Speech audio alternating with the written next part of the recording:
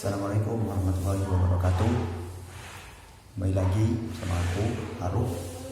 Jadi pada kesempatan kali ini aku mau melanjutin review perjalananku di Gunung Argopuro tahun lalu. Jadi ceritanya pada part yang kedua ini aku mau nyeritain perjalananku dari Rawambi, terus Puncak Argopuro, teman hidup sampai ke base camp Bremi. Jadi sebelum nanti kembali ke Surabaya. Jadi pada kesempatan ini aku mau bahas itu. Selamat menyaksikan.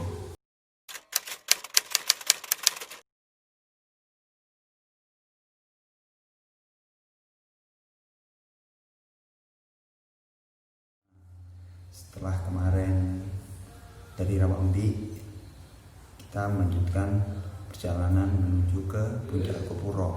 Nah, Puncak Argopuro dari Rawambi ini sekitar 2 jam atau 3 jam lah, kurang lebih segitu. Nah, tapi sebelum sampai di Puncak Argopuro ada puncak yang lain, yaitu kita menghampiri Puncak Rengganis.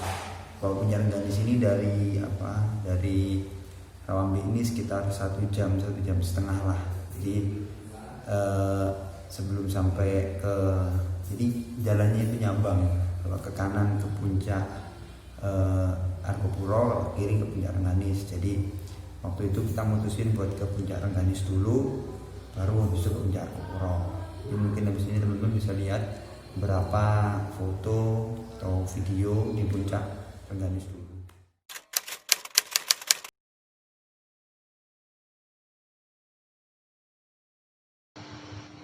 Nah, ini ada beberapa foto yang ada di layar. Nah, itu foto ketika kita sampai di Sabana Lonceng. Nah, jadi Sabana Lonceng ini pertemuan antara jalur yang menuju Puncak Argopuro sama jalur yang ke Puncak Rengganis gitu. Nah, di sini kita break sebentar, terus naruh carrier, habis itu lanjut ke Puncak Rengganis. Nah, pas di sini temanku satu yaitu Mikdad nggak berangkat karena kecapean. Dan dia yang jaga tas carrier kita, terus kita berangkat ke Rengganis. Nah, terus foto-foto di Puncak Rengganis. Nah, ini ada beberapa. Ya lumayan lah, di sini kayak pemakaman gitu ya. Kayaknya kalau biasa-biasa di gunung lain tuh nyebutnya pasar setan apa ya, kayak gitulah.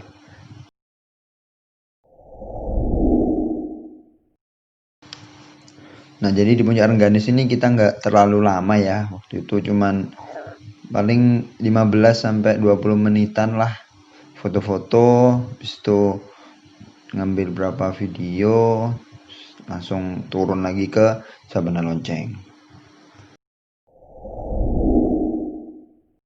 Nah, setelah dari Puncak Rengganis kita turun tuh ke Sabana Lonceng lagi, ambil carrier, habis itu langsung berangkat ke Puncak Argopuro. Nah, Puncak Argopuro ini jalannya nggak kayak jalan-jalan yang sebelumnya gitu. Jadi treknya lebih nanjak dan kondisi kita kan bener-bener capek ya, hari ketiga setelah 2 hari perjalanan full yang panjang banget. Akhirnya yang terakhir kita harus nanjak gitu, dan itu kerasa berat lah. Akhirnya setelah sekitar 1,5 jam jalan, kita sampai di Puncak Argopuro. Nah, setelah sampai di Puncak Argopuro, kita sampai, habis itu langsung taruh carrier, langsung lepas barang-barang. Habis itu waktu itu kita masih bawa semangka 1. Nah, jadi pas sampai di puncak kita langsung motong tuh semangka ini, kita potong, dan warnanya itu merah banget.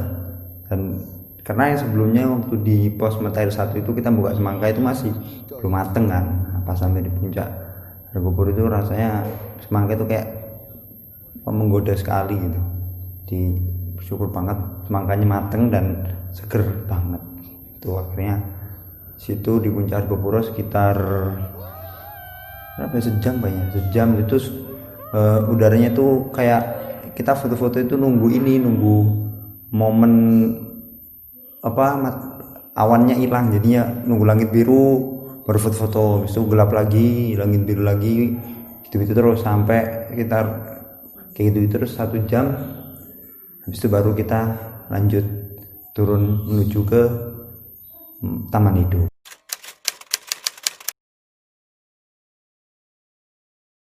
Nah, setelah pos-pos foto di Puncak Argopuro, kita langsung lanjutin perjalanan menuju ke Taman Hidup. Jadi hari ketiga ini targetnya kita ngecamp di Taman Hidup. Nah, setelah jalan sekitar berapa 15 menit atau 20 menit tuh kita nemuin jalan yang bener-bener aneh banget dan tuh nggak bisa dilewatin sebenarnya. Jadi akhirnya kita nerabas, pokoknya nyasak-nyasak gitu sampai masuk ke hutan terus bawahnya itu rawa gitu. Dan tuh di situ itu kita sekitar berapa ya 4 jam kayaknya.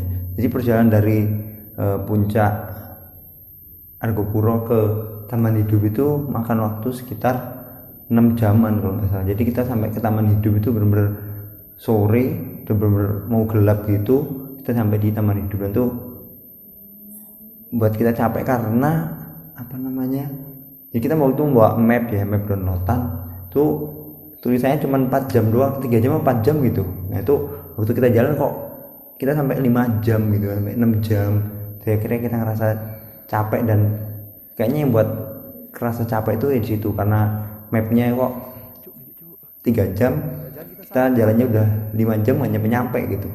Akhirnya hampir pas nyampe kita langsung istirahat, buat tenda. Pas ngisi air ternyata airnya keruh juga kan, akhirnya nyari-nyaring juga, harus nyari tempat-tempat spot-spot yang airnya masih bening, masih jernih gitu. Itu di Taman Hidup. Nah, setelah sampai di Taman Hidup, habis itu kita ngisi air, habis itu kita buat tenda, habis itu masak-masak. Nah, jadi ceritanya selama 3 hari perjalanan, 2 hari pertama ini kita waktu jalan selalu hujan. Jadi hari pertama kehujanan, hari kedua kehujanan. Tapi waktu ngecamp dari pertama dan di malam pertama dan malam kedua itu kita nggak kehujanan. Tapi beda sama hari ketiga. Jadi hari ketiga ini selama perjalanan dari Rawambi sampai Taman Hidup ini kita nggak kehujanan, cuman gerimis aja di waktu di hutan yang ada rawa-rawanya. Nah,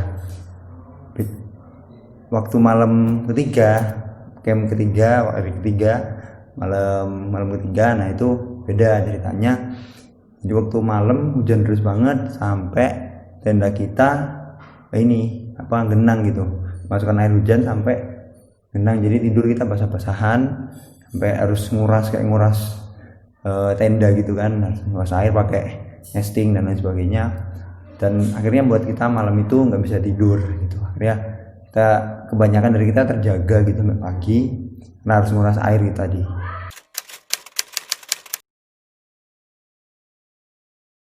Nah, di hari terakhir kita, di hari keempat kita start dari Taman Hidup. Jadi pagi kita masak, habis itu ngisi air buat bekal turun, habis itu kita packing, habis itu langsung lanjutin perjalanan menuju ke base camp Bermi. Nah, untuk lama perjalanannya tuh sekitar 6 jam sampai 7 jam lah kalau nggak salah, sekitar segitu. Jadi lumayan lama. Tentu jalannya turun terus akhir-akhir setelah hutan rawa, besok kita nemuin mulai ke hutan biasa, habis itu ke perkebunan. Nah, setelah itu dan di sini kita full kehujanan ya, jadi berangkat tuh mendung, sampai di base camp juga masih hujan deras.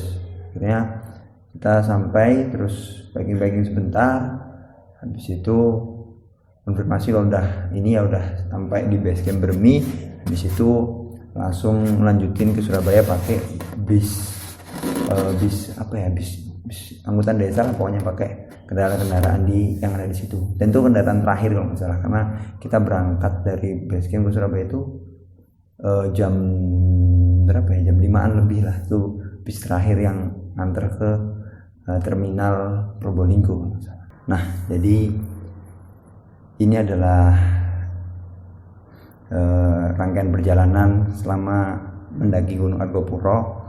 Jadi buat teman-teman yang nonton, semoga bisa mengambil kebaikan dari video ini. Jadi nggak ada keinginan biar apa, cuman aku ingin berbagi aja sih, jadi share pengalaman aja. Jadi terima kasih udah menonton. Yang tertarik buat mendaki Argopuro silahkan dipersiapkan, karena gunungnya memang perlu banyak persiapan yang matang sehingga bisa maksimal sama mendaki. Jadi mungkin itu aja dari aku. Saya wakili teman-teman ucapkan terima kasih banyak karena udah menonton video ini. Terima kasih dan sekian. Assalamualaikum warahmatullahi wabarakatuh.